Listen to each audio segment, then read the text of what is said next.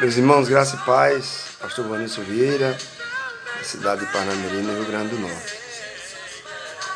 Nós vamos hoje, amados, falar sobre o temor do Senhor. Preciso entender que o temor do Senhor é um mandamento frequente, que se repetia muitas vezes, para Israel, como povo de Deus, no Velho Testamento. Era temer a Deus ou temer ao Senhor. Então, na nossa caminhada é preciso temer ao Senhor para poder nos libertar da escravidão do pecado, de todas as formas de temores das obras malignas. No Salmo 31, verso 12, está escrito: ajunta ao povo, homens, mulheres e meninos, e os teus estrangeiros, que estão dentro das tuas portas, para que ouçam e aprendam, e temam ao Senhor, vosso Deus, e tenham cuidado de obedecer todas as palavras desta lei. Aqui é um chamado para Israel temer ao Senhor, nosso Deus, todos os dias da sua vida, guardando todos os seus estatutos, ou seja, a sua lei, as suas normas e mandamentos, que eu te ordeno, e que teus dias sejam prolongados. Então, verdadeiramente, o que significa o temor de Deus? A Bíblia usa muitas palavras para explicar o que é temor, e as mais comuns são do hebraico, duas: irá, significa reverência, e a outra palavra hebraica para temor é paradá, que é terror, temor. E em grego a palavra temor é phobos, significa temor ou terror. Então, teologicamente, temos 4 categorias principais de temor. A primeira é o temor vil, ou seja, um temor desprezível, temor sem valor, insignificante. Esse temor vil, estritamente, ou seja, precisamente, exatamente, exclusivamente, é um temor consequente, natural do pecado. Lá em Gênesis 3:10 está escrito: ouvi a tua voz soar no jardim e temi. Ou seja, o temor vil, porque estava nu e escondi-me. Eles estavam nu por causa do pecado, então tiveram temor vil. Provérbios 28:1 vai dizer: fogem os ímpios sem que ninguém os persigam. Então, o governador Félix, ele sentiu esse temor vil quando ouviu Paulo pregar, lá em Atos 24:25. Ele ficou espavorido, ou seja, amedrontado, quando Paulo falava da justiça, temperança e do juízo que havia de vir. O temor vil também é sentido por aqueles que rejeitam a Cristo. E para esses, o que resta é apenas uma certa expectação, ou seja, uma condição de quem está à espera de alguma coisa, a expectação de horrível juízo. Eles estão esperando um juízo terrível e de um fogo vingador, porque horrenda coisa é cair nas mãos do Deus vivo. Está lá em Hebreus 10, 27 e 31. Então, o temor vil, embora em si mesmo não seja bom, tal temor é frequentemente usado pelo Espírito Santo para converter as pessoas.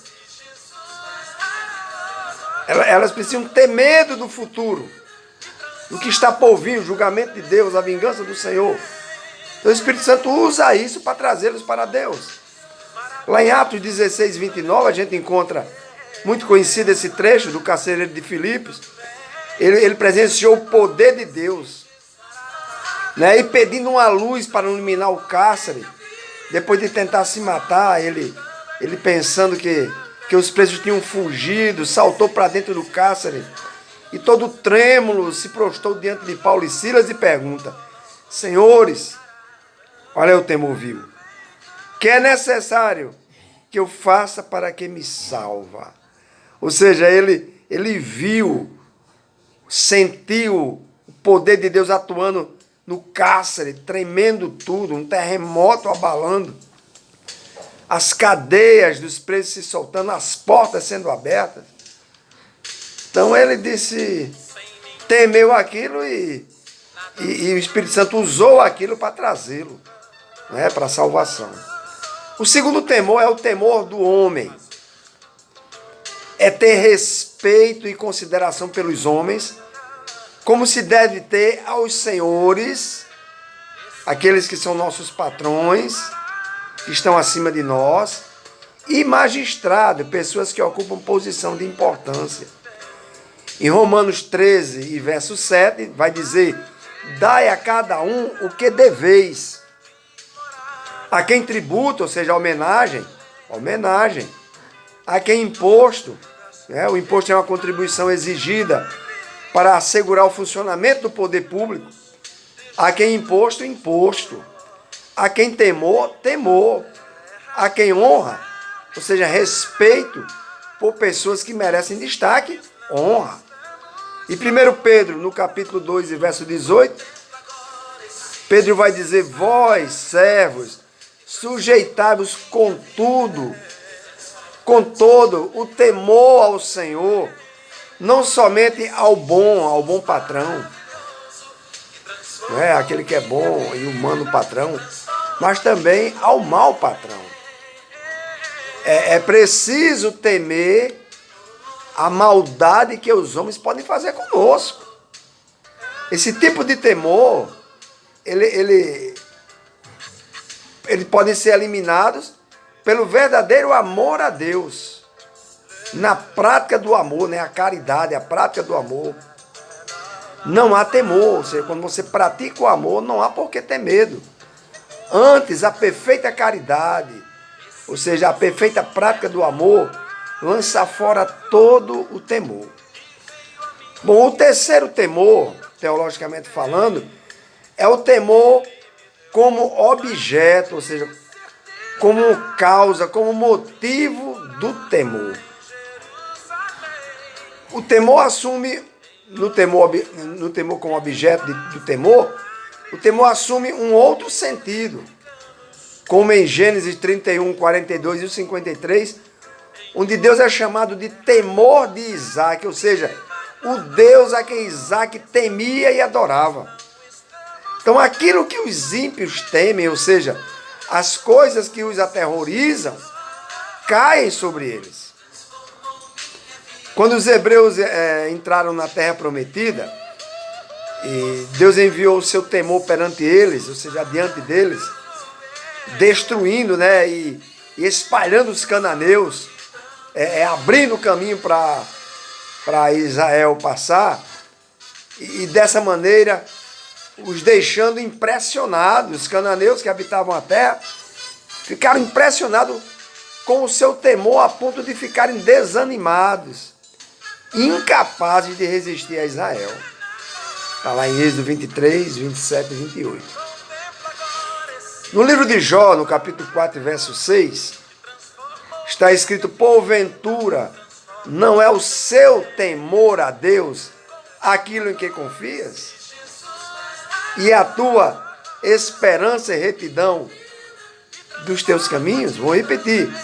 Porventura não é o temor a Deus aquilo em que confias? E a tua esperança e retidão dos teus caminhos? Ou seja, o temor a Deus também dá esperança e nos faz andarmos em retidão nos caminhos do Senhor. O quarto temor, teologicamente falando, né, que é o temor santo.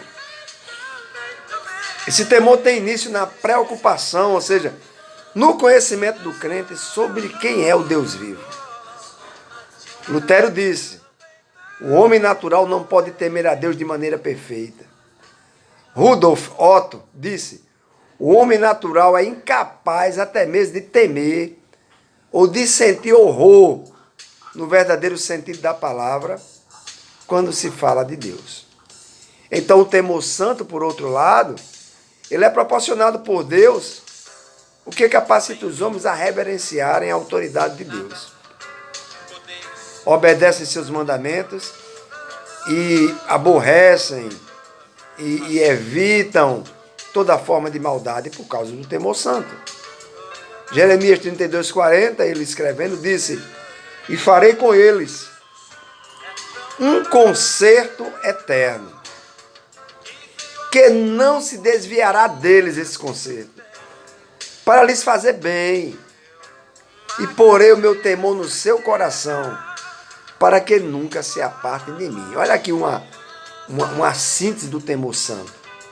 Né? Jeremias escrevendo, diz que o próprio Deus dá esse temor santo às pessoas, deu à sua igreja, para que esse temor esteja no coração e nunca se apartem de nós, porque Deus é santo, nós o amamos e queremos também ter uma vida de retidão, mais de obediência do que desobediência, porque tememos a esse Deus, respeitamos, o amamos acima de todas as coisas.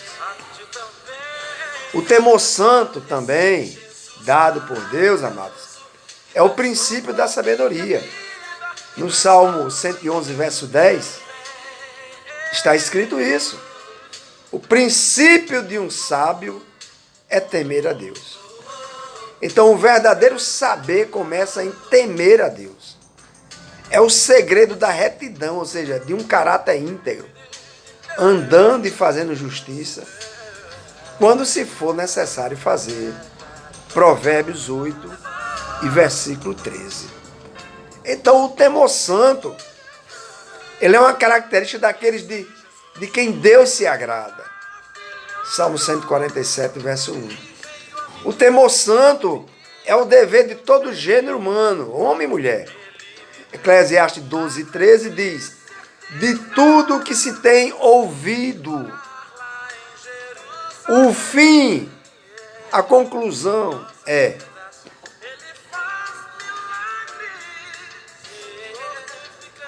teme a Deus